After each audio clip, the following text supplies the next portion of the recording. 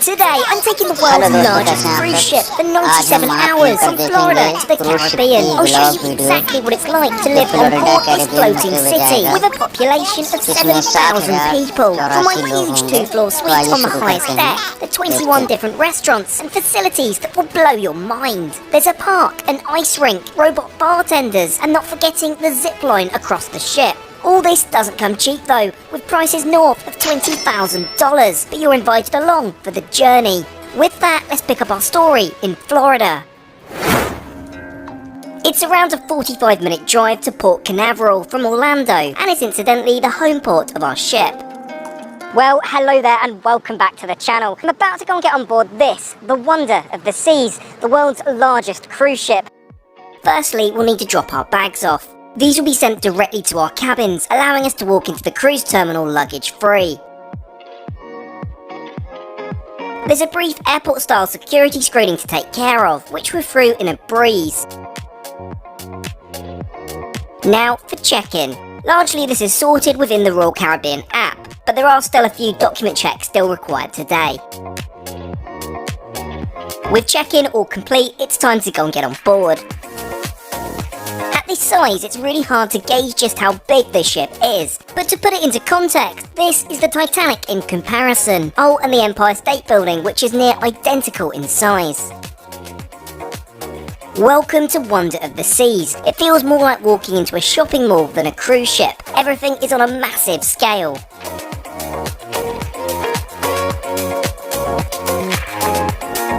We're currently on deck 5 in the Royal Promenade, but we have quite the distance to cover as our suite is all the way on the highest deck of the ship. To make this journey, we'll need to take one of the 24 glass elevators up to deck 18. One downside of being on such a large vessel is the sheer volume of people going from floor to floor, making our elevator trip take significantly longer, having to stop at almost every deck. Much later. Finally, we've arrived at the suite-only level, which is also known as the suite neighbourhood. I'll explain more about the various neighbourhoods on board in just a moment.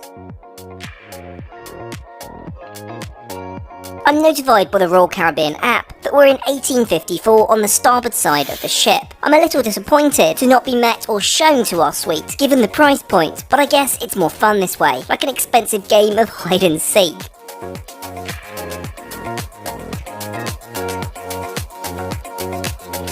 Well, welcome on board. We've just checked in, waiting for our bags. Yeah, and we're going to go and explore around this awesome looking room. I mean, the fact we've got 2 floors is that's pretty exciting. With a total size of nearly 700 square foot, this is a huge space to have to ourselves. Downstairs features a dining room to indulge in the extensive room service. There's a bathroom with shower and even additional closet space, which I know will end up being nominated as mine. Oh, and of course the spacious living room. It's more like an apartment than a cruise ship cabin. Let's continue our tour upstairs, which feels positively strange to say in a cruise ship cabin. We have a huge king-size bed, which if you're travelling with a friend can be converted to twins. There's a main closet, which I know will be Millie's. And finally the main bathroom, complete with tub. It's fair to say this is one impressive suite. With that, there's one last thing to do before we depart. Use the stairs designated as your primary or secondary route to proceed to your assembly station. Welcome aboard, and thanks again for choosing to sail with us.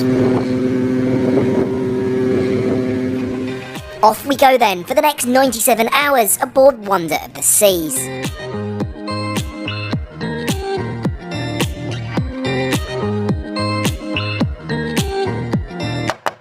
That be? Oh, of course, our bags. Quite the relief too, as we need to get ready for tonight's festivities.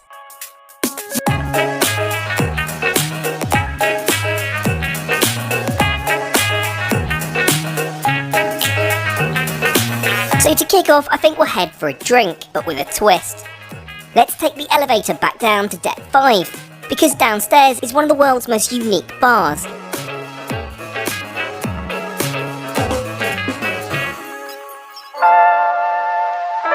This is Bionic Bar, where our drinks are prepared by robots. Your order is placed on an iPad, and I'm surprised to see just how extensive the offering is. Now call me boring, but I absolutely love a G&T. It's also pretty much impossible to mess up, so I feel we haven't really tested our AI friends today.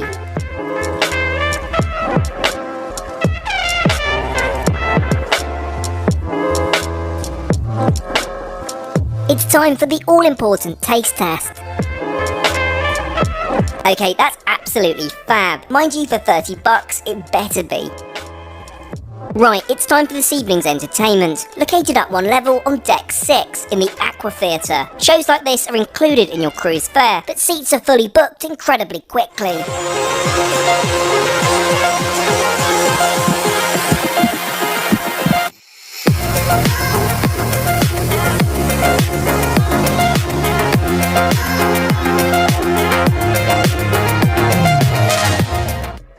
Well, it's fair to say one of the most impressive shows we've seen, let alone on board a cruise ship. Right, I make it dinner time. We've managed to get a reservation at the ship's signature restaurant, Wonderland. Can you see what they did there? This is also what's known as specialty dining, meaning this comes at an additional cost to our cruise. At over $100, let's see if it's worth it.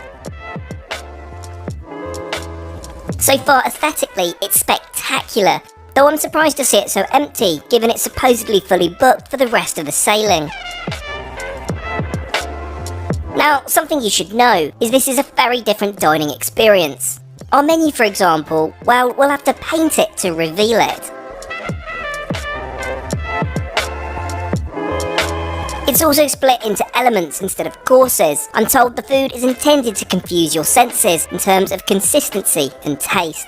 First up, the bird's nest, bathed in a cloud of smoke. 2 buffalo chicken eggs with yolks infused with blue cheese and hot sauce. We too are confused, but as I said, that's the point.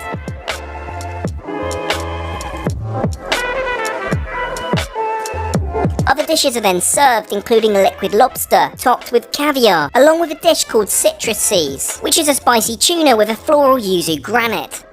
Yeah, I don't know what's going on.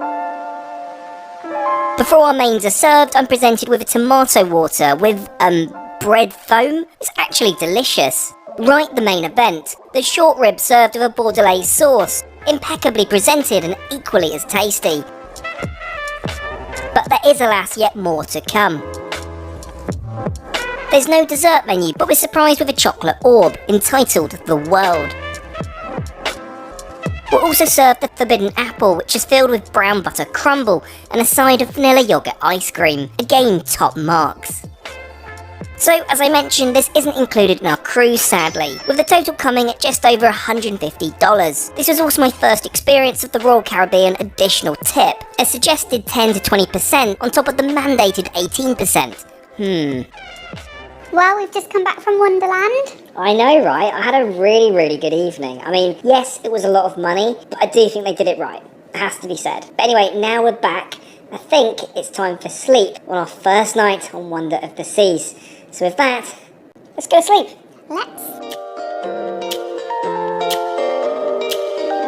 And just before we explore the rest of this incredible ship, it's time for a quick word from Vessi. You all know me by now, I love my Tims, but back home with the unpredictable weather, and because I live near the beach, big up Dorset, I need some shoes which can keep my feet warm and dry, whatever the weather.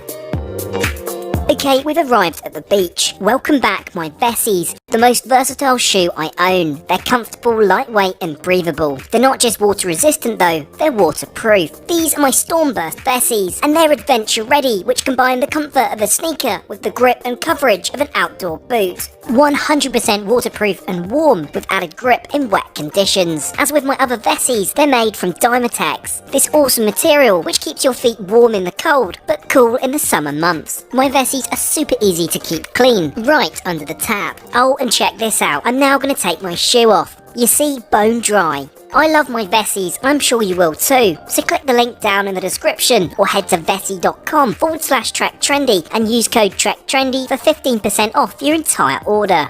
The next day. Well, good morning. I was concerned there may be some rocking this high up, but thankfully it's no different to sleeping in a hotel room. Right, it's caffeine o'clock. I like the thoughtful touch of an in-room espresso machine, but bear in mind this is only in the suites and not in a standard balcony cabin. Now to start the day properly on our balcony, which we haven't really had a look at yet. At the touch of a button, the massive floor-to-ceiling curtains part to reveal our impressive 120 square foot balcony. Let's go and enjoy those $1 million views.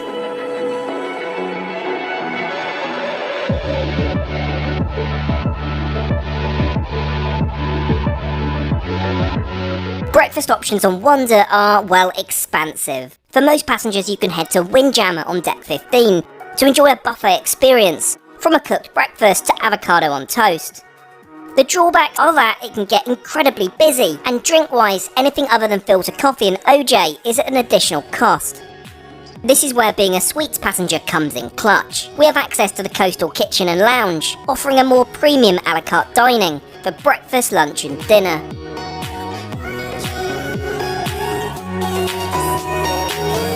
Snacks are served throughout the day, and that does include cookies. Emma Cruises would approve. Oh, and unlimited soft drinks are provided. Bear in mind these are chargeable throughout the rest of the ship, unless of course you have a drinks package. Let's settle into our preferred table by the window and check out the menu. We'll get started with the fresh pastries and a cappuccino. I'm disappointed this is not barista made coffee, but hey, it still provides the required caffeine hit this morning. Millie opts for the fast fare breakfast, whereas I go for the Baja eggs. Both are tasty enough, but not nearly as impressive as I'd hoped for the suites-only restaurant.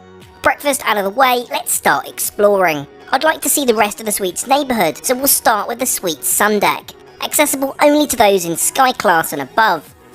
This is a lovely space to be, given how busy the rest of the ship's outside areas can get. We never had any issues finding free sunbeds to relax in, plus there's even a private pool, though due to its depth, not really a place to do much swimming in.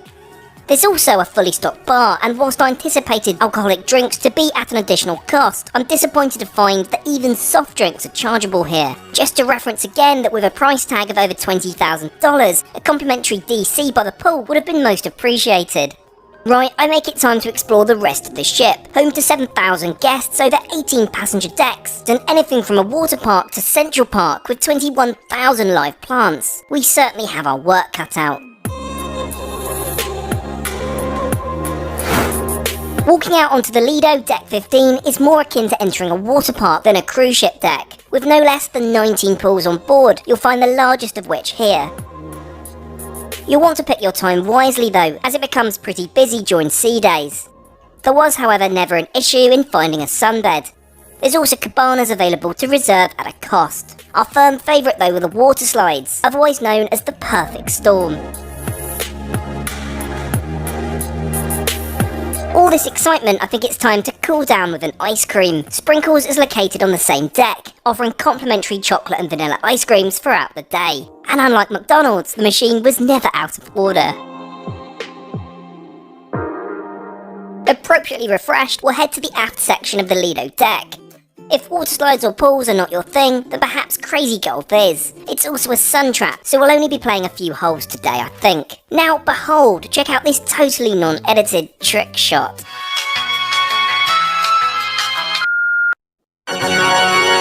Adjacent to the Crazy Golf, you'll find a huge drop down onto the boardwalk, and it's here where the ship's zipline is located. Of course, both Millie and I jump at the opportunity, though even not being scared of heights, it feels mighty strange leaping off the edge some 16 decks up.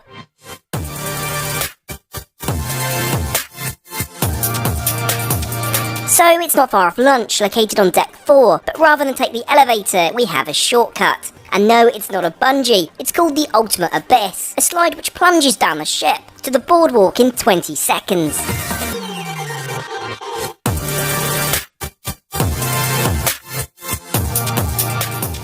Welcome to the boardwalk, featuring several restaurants, but also a full-sized fairground carousel and a hot dog stand. This ship is really full of surprises, but we're heading down further still to deck 4 for some Japanese cuisine at Izumi. Izumi is split into 2 sections for hibachi live cooking and sushi. We unfortunately couldn't get a reservation for the former, but being huge fans of sushi, this will still very much be a treat.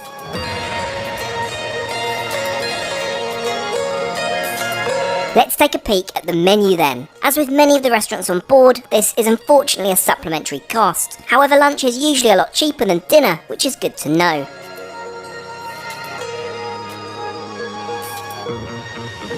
I'll start with a personal favourite, the miso soup, before moving on to a starter of pork gyoza dumplings and the shrimp firecracker spring rolls.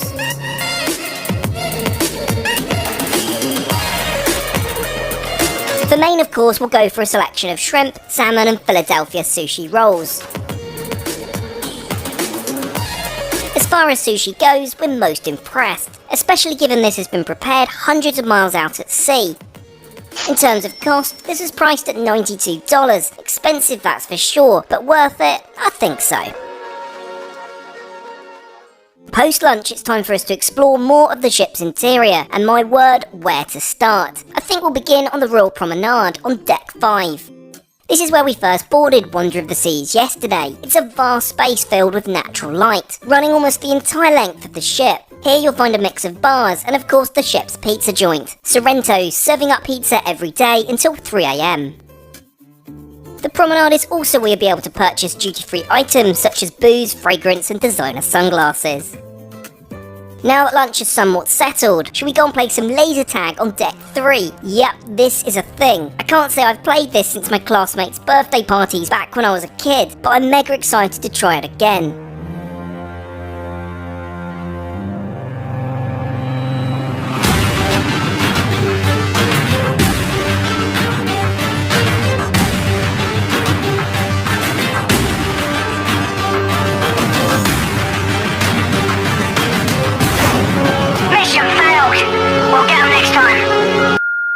Now aside from running around like a kid, how can one mitigate the gluttony on board? Well, there's a running track of course, and just over 2 laps equals a mile, so I'm going to need a fair few of these laps to run off all this food.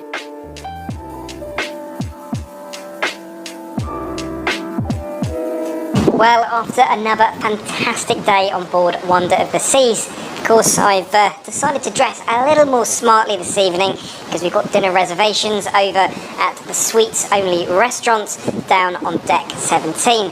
So with that, let's go and grab Millie, go and get some dinner. So we'll give the bank card a rest this evening, as of course Coastal Kitchen is inclusive. If you're wondering, those not in suites are able to eat in the main dining room located on decks 3, 4 and 5. Here you'll be able to pick either flexible or a set dining time each night. While this is a standard menu, there are multiple theme nights throughout the cruise, though I can't say that Spice Lamb Kofta is very Italian. Back in the Coastal Kitchen, we managed to catch the last few minutes of happy hour and enjoy 2 complimentary gin and tonics, which saves us around $30. As the sun sets over the Caribbean, let's take a look at tonight's menu. You'll note that whilst the main menu varies each night, the classic selection remains the same throughout the cruise. To begin, I go for the French onion soup, a personal favourite, whilst Millie goes for the braised beef gnocchi. To continue the beef theme, we both opt for the grilled New York sirloin steak, cooked medium for me and rare for Millie. To close, of course, we must try dessert. We both go for the royal cheesecake, which is okay but nothing special. Overall, I'd say the meal is solid, though it's clear they hold back a bit, in the hope that you'll go to one of the chargeable specialty restaurants.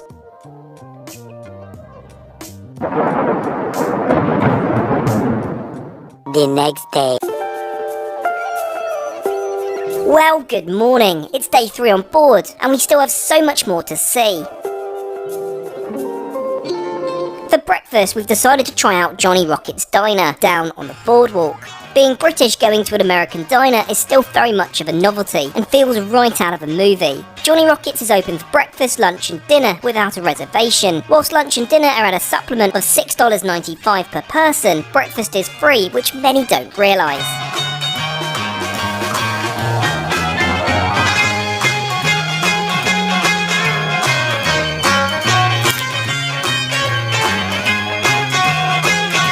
Millie goes for her favourite, French toast served with maple syrup. The pancakes stand out to me this morning though, both come with extra potatoes, bacon and scrambled egg. In all, it's a better, albeit more unhealthy breakfast than yesterday's Coastal Kitchen offering. I'd certainly suggest it at least once during your cruise. So I'm pretty excited about this because I've got the opportunity to go and take a look around behind the scenes. Essentially everything that we don't see as passengers. Got a sign like waivers and stuff. Not really sure what we're going to look at, so come with me and we'll see what it's like. The all-access ship tour is yet another add-on, chargeable at $180 a person. They claim they need to charge a lot to stop the tour from oversubscribing, but I feel a more reasonable $100 would have had the same impact.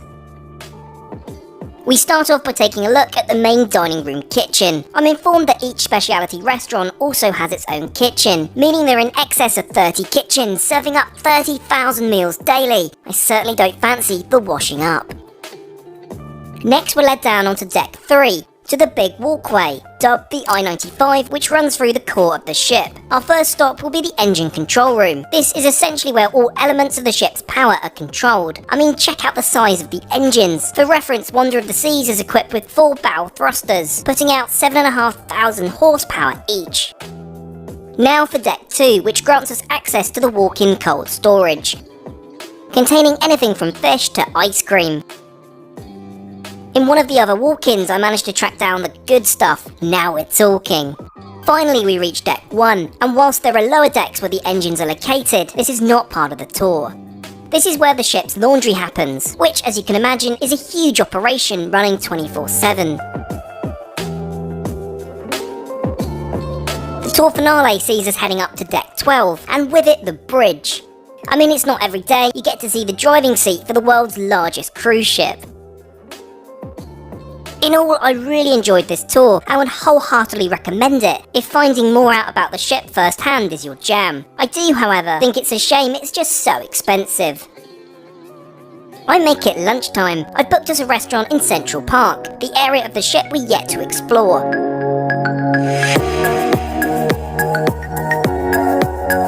I'd go as far to say that Central Park is one of my favourite places on board. It's so disconnected to what you'd usually associate with a cruise ship. You honestly start to forget you're even on one. With over 20,000 live plants, I imagine it's also quite the challenge to maintain.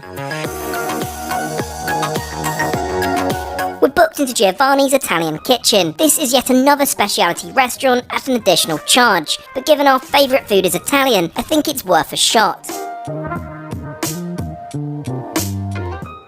Let's take a look at the menu then. Okay, you should know me by now, I'm a sucker for pizza. However, in true Italian style, it's good to see a variety of pasta dishes also served. We may have gone a little wild with our appetizers. We're served the cheesy garlic bread, truffled burrata, caprese salad, calamari, and the largest meatball you've ever seen. And that's just to begin. Somehow we still have mains to come. Millie goes for her favourite carbonara, whilst I stick to pizza, and wow, what a choice. A tomato sauce base, mozzarella, ricotta, spicy salami, honey and pepper. Unsurprisingly, there is no room left for dessert, so I opt for a coffee, and lo and behold, there's an espresso machine. Where have they been hiding that? Now for the bill. I was expecting this to be a lot more, so I actually feel this is very well priced given the quality of the food. Right, so I didn't intend these timings when booking, but, well, let's go ice skating. Now I happen to really enjoy ice skating, not that I'm very good. Thankfully I live to tell the tale.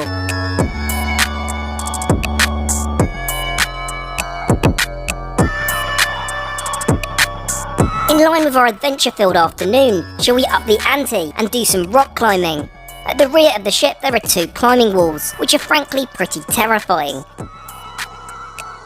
Now I did used to climb a long way back, but we'll see if there's any muscle memory.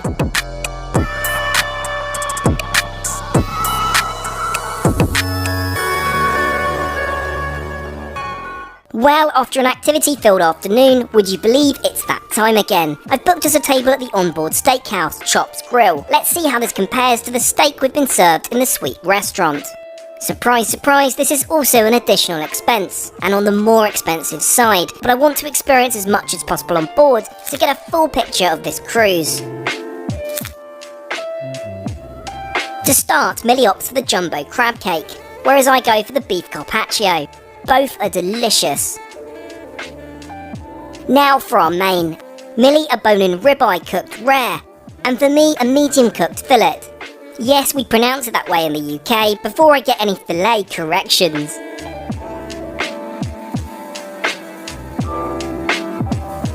To close, we really must try a dessert. I mean, it's only fair as we skipped at lunch. We decide to share the New York cheesecake and warm chocolate cake. And the damage, cover is charged at around $153 for the two of us. Certainly on the expensive end, but I will say of spectacular quality. To conclude another fantastic day at sea, we've booked to see a show, Voices in the Royal Theatre. This is the largest venue on board and plays host to a variety of performances, which are free but require a reservation.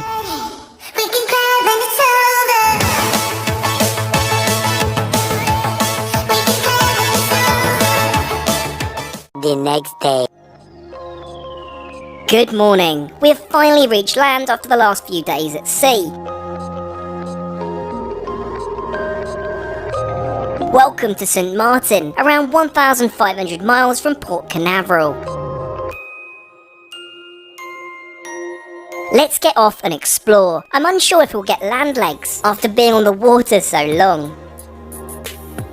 As we walk to the beach, let's talk cost. How much was this trip? I booked this through the Royal Caribbean website directly, but as we know from our experience, what you pay online versus on board varies due to the constant upsell. When you add up the £16,000 I spent online, plus onboard expenses of $900, you get a total of $22,231. So yeah, this is serious money.